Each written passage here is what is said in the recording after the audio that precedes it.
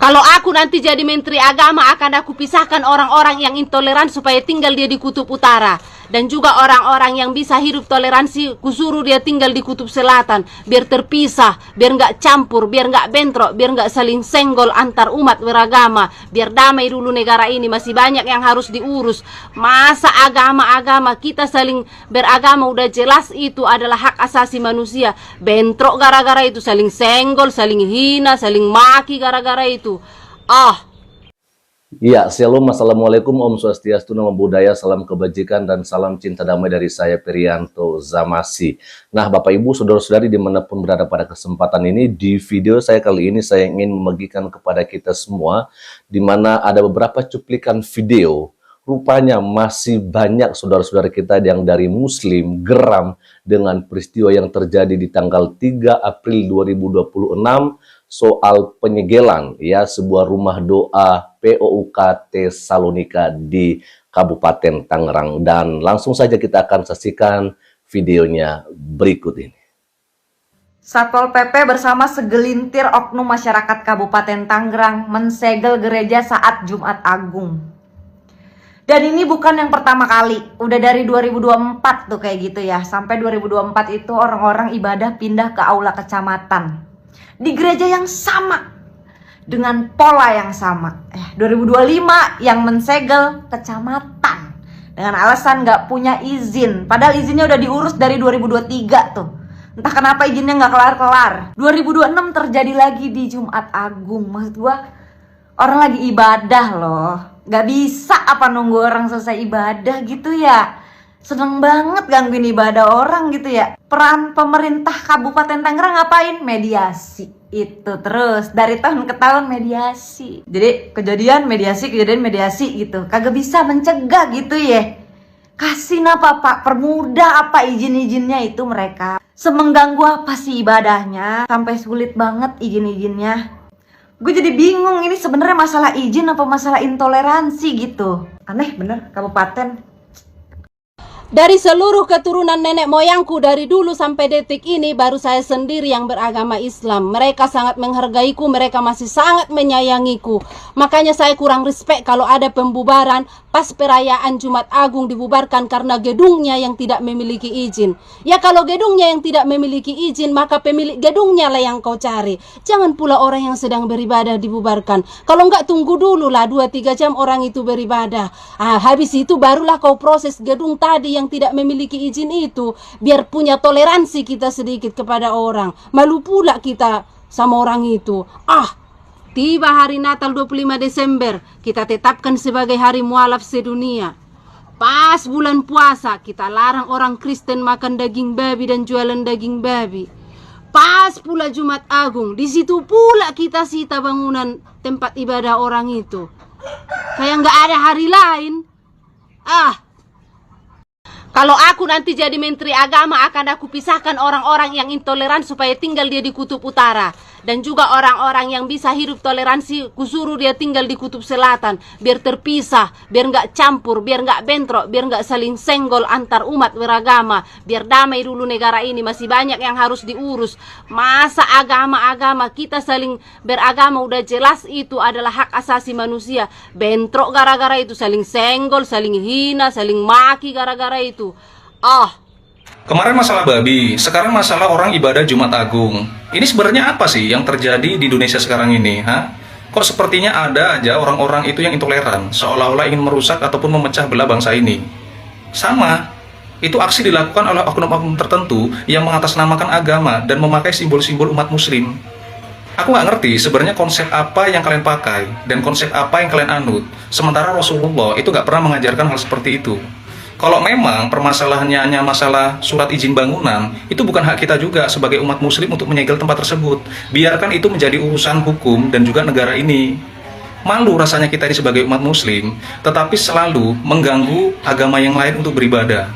Ya, jadi tolong buat saudara-saudaraku sama umat muslim, kalian sadarilah ya.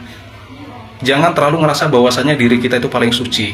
Biarkan mereka itu beribadah sesuai kepercayaan mereka. Ya. Tuhan menitipkan agama kepada kita, itu biar kita itu bisa saling menyayangi dan juga bisa memanusiakan manusia yang lainnya. Bukan malah membuat diri kita itu ngerasa paling benar, paling suci, bahkan merendahkan orang lain. Tuhan itu tidak menciptakan perbedaan, tetapi kita sendirilah yang mempermasalahkan perbedaan tersebut. Zaman sekarang ini, orang yang mengaku-ngaku paham agama dan juga ngerasa dirinya itu paling taat dengan agama, tetapi sifatnya seperti manusia yang tidak beragama, memiliki rasa kesombongan dan ngerasa bahwasanya tidak ada orang yang lebih baik daripada dirinya. Usai ibadah Jumat Agung, rumah doa POUK Tesalonika Tangerang disegel Satpol PP. Udah 2026 masih aja kita mendapati hal-hal seperti ini. 80 tahun kita sudah merdeka, tapi tidak dengan hal seperti ini. Apa salahnya mereka beribadah dengan keyakinan mereka masing-masing? Toh itu tidak mengganggu yang lain. Mengganggunya di mana? Saya bingung mengganggunya di mana. Soal perizinan kita permasalahkan. Oke lah, buat perizinannya belum di ACC. Masalahnya membuat izin ini susah sekali. Udah diatur segalanya, susah sekali. Buatlah mereka nggak punya izin. Apa salahnya mereka ibadah dengan keyakinan mereka masing-masing? Bukankah kita Bhinneka Tunggal Ika? Marilah, bapak-bapak semuanya ya, bapak ibu, mari kita berpikir secara jernih. Biarkan orang itu beribadah dengan keyakinan mereka masing-masing. Thank you. Hari ini ibadah dibubarkan. Besok, siapa yang menjamin keyakinanmu untuk tidak ikut dilarang? Peristiwa yang menimpa jemaat Tesalonika di Teluk Naga, Kabupaten Tangerang bukan lagi sekedar konflik biasa. Ini adalah wajah nyata dari tindakan intoleransi yang mulai dianggap wajar. Bayangkan nih teman-teman, di negara yang mengaku berdiri di atas Bhinneka Tunggal Ika, orang masih harus berjuang hanya untuk berdoa dengan tenang. Dan yang lebih ironisnya lagi adalah semua ini terjadi di bawah payung hukum yang jelas-jelas menjamin kebebasan orang untuk beragama. Tapi di lapangan, hak itu bisa runtuh hanya karena tekanan sekelompok orang yang paling sering mengklaim tentang kapling surga. Ini bukan lagi soal mayoritas atau minoritas. Ini soal apakah hukum masih berdiri tegak atau sudah tunduk pada suara yang paling keras. Ketika ibadah bisa dibubarkan, ketika keyakinan bisa diintervensi, dan ketika negara tampak ragu untuk bertindak, maka yang sering kita saksikan adalah kemunduran. Dan yang paling berbahaya adalah ketika intoleransi tidak lagi menghijaukan, tetapi mulai dinormalisasikan. Ingat teman-teman, jangan tunggu sampai giliranmu tiba.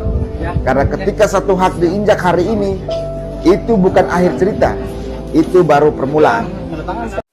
Nah, dan itu dia Bapak Ibu Saudara-saudari, bagaimana tadi kita sudah menyaksikan beberapa cuplikan video di mana rupanya masih banyak dari saudara-saudara kita Muslim yang juga mempunyai toleransi yang baik dan mereka mengerti bahwasanya kita harus saling menghargai satu sama yang lain sekalipun kita berbeda agama, dan inilah yang tentunya kita rindukan bersama di negara kita yang kita cintai ini.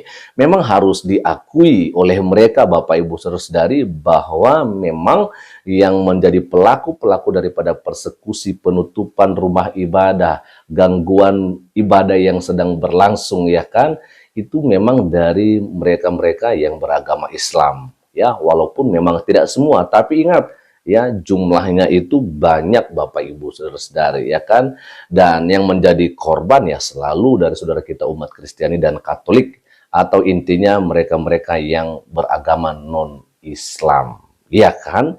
Nah, dengan hal ini memang wajar kalau misalnya kita pun marah, kesal terhadap pemerintah. Karena kenapa? Karena sepertinya kok pemerintah ini kayak ngebiarin begitu Bapak Ibu Saudara-saudari ya, tidak peka dengan apa yang sedang terjadi akhir-akhir ini, di mana intoleransi itu ya memang merajalela ya kan, dan khususnya ini terjadi di daerah Jawa Barat, harus diakui Bapak Ibu Saudara-saudari ya kan. Ini yang selalu kita melihat di daerah ini seringkali terjadi yang namanya persekusi, khususnya dialami oleh saudara kita umat Kristiani. Dalam hal ini tentunya apa yang ingin kita sampaikan, apa yang menjadi kerinduan kita adalah agar pemerintah tidak tutup mata dengan apa yang terjadi ini. Jelas bahwa Indonesia ini adalah negara yang berdemokrasi dan berdasar Pancasila dan institusi kita itu menjamin ya kebebasan untuk beragama ya dan juga untuk beribadah sesuai dengan agama dan keyakinan kita. Tetapi ketika hal-hal yang seperti ini terjadi, Bapak Ibu Saudari, inilah yang membuat kita kok miris banget ya. Apa yang terjadi di negara kita ini, Bapak Ibu Saudari, kayaknya nggak ada keadilan gitu ya. Ya kan? Kenapa? Karena ya hanya gara-gara nggak ada izin katanya, lalu kemudian dilakukanlah penyegelan, dilakukanlah penutupan rumah ibadah. Pertanyaannya, apakah memang semua juga yang namanya masjid dan musola memiliki izin mendirikan bangunan atau tidak? Nah, ini yang juga seharusnya harus diperiksa oleh pemerintah ya kan, biar kelihatan memang adil seperti begitu. Tetapi kalau misalnya musola dan masjid tidak diperiksa seperti itu dan dibiarkan membangun di mana-mana ya, maka jelas berarti tidak ada keadilan di negeri kita ini. Apa yang kita harapkan? Agar pemerintah boleh memberikan solusi terhadap rakyatnya, agar setiap mereka yang beragama di Indonesia ini, di bangsa kita ini, boleh ya kan melakukan kegiatan keagamaannya sesuai dengan apa yang diyakini dan diimani oleh mereka tanpa mengganggu ketertiban umum. Itu aja dari saya, dan kiranya Tuhan Yesus Kristus memberkati kita semua. Shalom. Assalamualaikum, Om Swastiastu, Namo Buddhaya, salam kebajikan dan salam cinta damai dari saya, Perianto Zamasi.